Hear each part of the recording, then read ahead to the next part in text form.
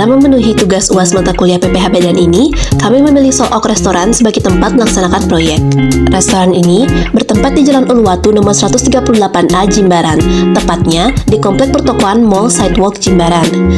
Sook Restoran seperti namanya merupakan restoran makanan Korea yang menyajikan berbagai macam hidangan dari negeri ginseng tersebut. Rencana bisnis yang dimiliki oleh pemilik restoran sebenarnya cukup strategis. Dikontrak sejak tahun 2019, Sook Restoran merencanakan 5 tahun pertama sebagai tahun percobaan sebelum masuk ke tahap yang lebih lanjut. Sayangnya, hanya tahun pertama Sook Korean Restoran yang dapat berjalan dengan lancar karena pada tahun 2020, dunia diserang oleh pandemi COVID-19. Bersama dengan bangkitnya pertumbuhan ekonomi, Sook Restoran akhirnya ramai pelanggan mulai dari wisatawan domestik hingga internasional.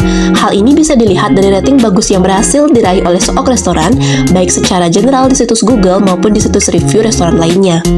Latar belakang tersebut yang membuat kelompok kami tertarik untuk melibatkan Sook Restoran di tugas akhir mata kuliah ini. Baik, pada video kali ini kita mendapatkan kesempatan untuk mewawancarai akunting dari restoran Soloke. Di sini kita dapat bicara dengan Bapak siapa? Bapak Ali. Kenapa Pak? Saya Murad. Jadi kita memiliki tugas dari kampus untuk mewawancarai langsung wajib pajak terkait dengan kewajiban perpajakannya. Nah, kalau boleh tahu, Bapak ini perusahaan ini bentuknya apa Pak? Apakah PT atau SMP atau mungkin itu perorangan? Kalau perusahaannya berupa PT ya, tapi usahanya restoran. Nah, di restoran ini, satu perusahaan ini itu terdaftar di wajib pajak KPP mana?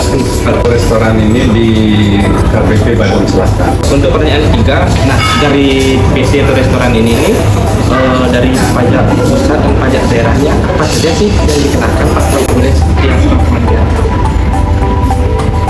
Seperti pada umumnya usaha apapun yang berdiri di kawasan wisata kena pajak daerah ya, pajak hotel dan restoran. Pajak restoran kita tetap setor bulan dari hasil penjualan 10% dari penjualan. Dan kalau pajak pusatnya seperti biasa juga PPh 21 untuk karyawan dan PPh 25 badan. Baik Pak, terima kasih atas informasi yang telah diberikan dengan pertanyaan-pertanyaan tadi. Maaf juga jika ada kesalahan kata dari kami berdua. Maka itu saya ucapkan terima kasih. Terima kasih. Terima kasih banyak. Dengan data dan informasi yang telah diperoleh, kelompok kami berdiskusi dan mulai mengerjakan kertas kerja serta SPT milik Sook Restoran untuk tahun pajak 2023.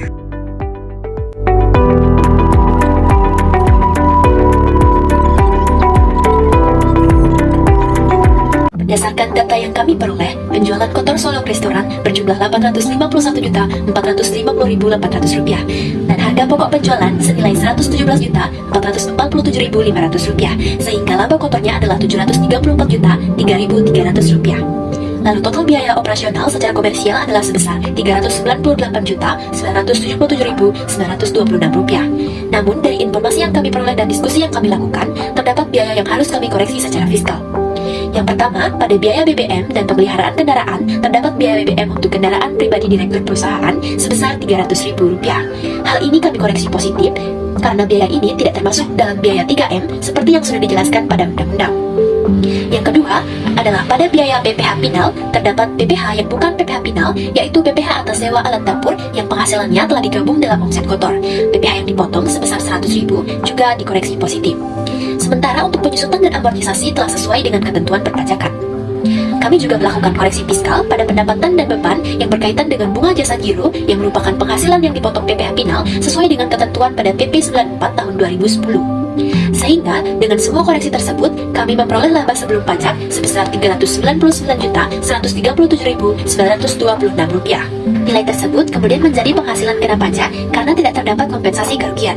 Perlu kita ketahui, omset atau bruto dari perusahaan ini adalah sebesar Rp881.450.800, yang mana masih berada di bawah nilai Rp4,8 miliar Sehingga dalam menghitung PPh badannya, kami menggunakan tarif PPh 31E secara penuh.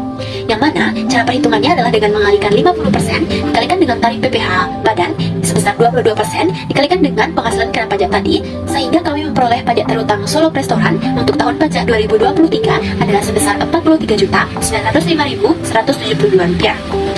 Adapun kredit pajak dari Solop Restoran ini yaitu PPh pasal 23 sebesar 100.000 dan angsuran PPh pasal 25 yang dibayarkan sendiri sebesar 12 juta dapat dijadikan pengurang dari PPh terutang, sehingga total PPh kurang bayar yang harus dilunasi oleh Solop Restoran adalah sebesar Rp31.805.172. Baik, setelah menyelesaikan kertas kerja, kita beralih mengerjakan SPT 1771. Kita mulai dari lampiran tambahan 8A dan 1A terlebih dahulu. Dalam lampiran 1A adalah daftar penyusutan aset tetap yang mana telah sesuai dengan aturan perpajakan sehingga tidak ada selisih antara penyusutan fiskal dan komersial. Lalu, dalam lampiran 8A, yaitu transkrip kutipan elemen-elemen dari laporan keuangan, diisi dengan data-data yang telah diperoleh dari perusahaan, di mana hasil laporan posisi keuangan menunjukkan jumlah aktiva sama dengan pasiva sebesar Rp3.029.427.311 rupiah. Dan pada laporan laba rugi menunjukkan laba bersih sebesar Rp422.737.926 rupiah. Setelah mengisi lampiran 8A dan 1A, kita bergerak ke SPT 1771 lampiran 6, yaitu daftar penyertaan modal, utang dan piutang kepada pemegang saham, di mana di sini tidak terdapat penyertaan modal pada perusahaan afiliasi dan utang atau piutang kepada pemegang saham, sehingga lampiran ini bisa tidak diisi. Selanjutnya, di SPT 1771 lampiran 5, yaitu daftar pemegang saham, di mana terdapat 2 pemegang saham dengan total modal disetor sebesar 3 miliar seperti yang ada di layar.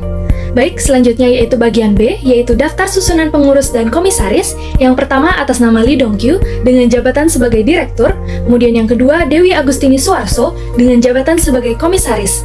Kemudian untuk alamat dan NPWP dapat kita lihat pada layar. Lalu, di SPT 1771 lampiran 4, yaitu untuk penghasilan yang dikenakan PPh final dan yang merupakan non-objek pajak, di mana kita hanya memiliki bunga jasa giro saja dengan nilai dan PPh yang sudah tertera di layar. Selanjutnya yaitu bagian B, yaitu penghasilan yang tidak termasuk objek pajak. Nah, pada kasus ini tidak terdapat penghasilan yang tidak termasuk objek pajak, maka dari itu kita kosongkan saja. Kemudian beralih ke SPT 1771 lampiran 3, untuk kredit pajak dalam negeri, terdapat PPh pasal 23 yang bisa menjadi kredit pajak senilai Rp100.000 seperti yang sudah ditampilkan.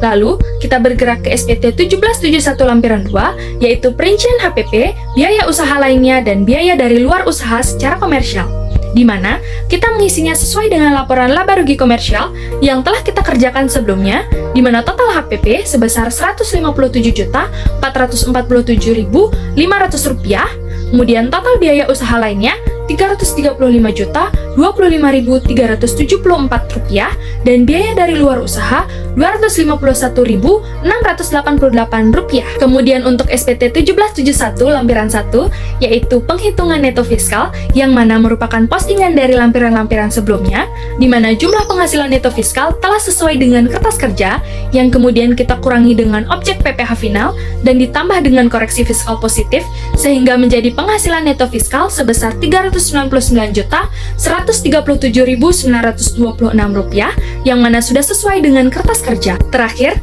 kita mengisi SPT Induk 1771 di mana kita lengkapi terlebih dahulu identitasnya, lalu kita posting penghasilan neto fiskal dari lampiran sebelumnya dan pajak penghasilan terutang menggunakan tarif 31E sehingga menghasilkan jumlah sebesar Rp43.905.172 yang kemudian kita kurangi dengan kredit pajak sebesar Rp100.000 dan angsuran PPh 25 sehingga didapat pajak kurang bayar sebesar Rp31.805.172.